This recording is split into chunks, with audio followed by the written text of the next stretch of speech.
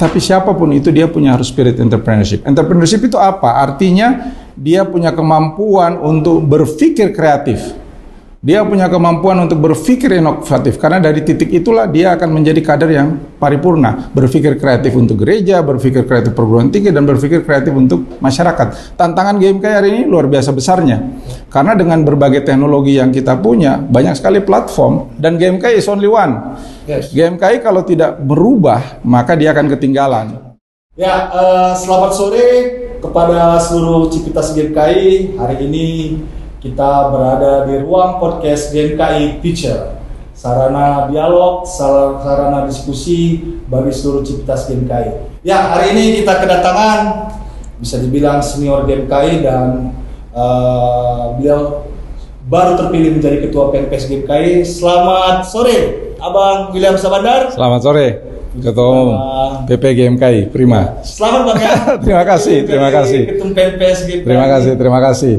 Terima kasih semuanya. Nanti sama Bang William. Mohon dukungannya. Siap. Ya, hari ini kita akan banyak diskusi karena Bang William ini bisa dibilang kader GMKI yang paripurna. Beliau punya daya juang, beliau punya pengalaman, pastinya daya saing dan kompetensinya luar biasa. Dan beliau juga punya integritas dalam berpengalaman di beberapa bidang, dan tadi kita banyak cerita beliau punya pengalaman dalam bagaimana mengatasi bencana pada waktu tsunami Bang ya.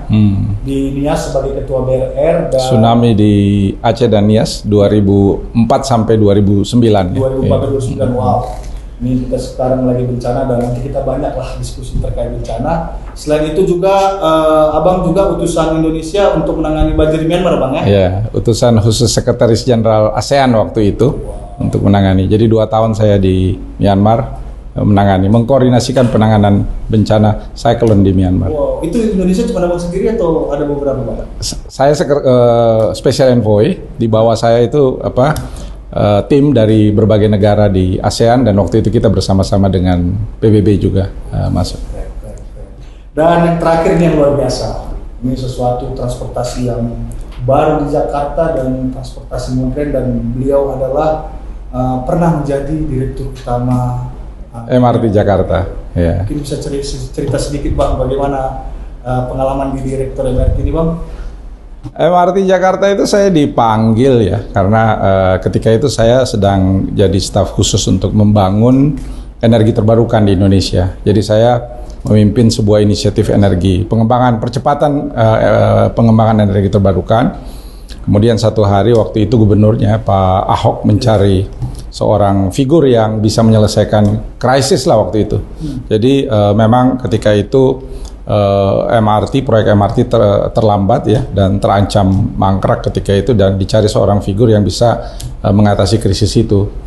Kemudian saya dihubungkan dengan Pak Gubernur ketika itu, dan waktu itu saya bilang kalau cuma bangun infrastruktur mungkin itu bukan semua banyak yang bisa kerjakan, tapi kalau kita mau merubah budaya kota menjadi lebih bagus, saya tertantang untuk melakukan itu. Jadi itulah percakapan saya dengan Pak Ahok ketika itu. Kemudian beliau mengatakan, oke, kita kerjakan sama-sama. Jadi sejak awal saya membangun MRT Jakarta,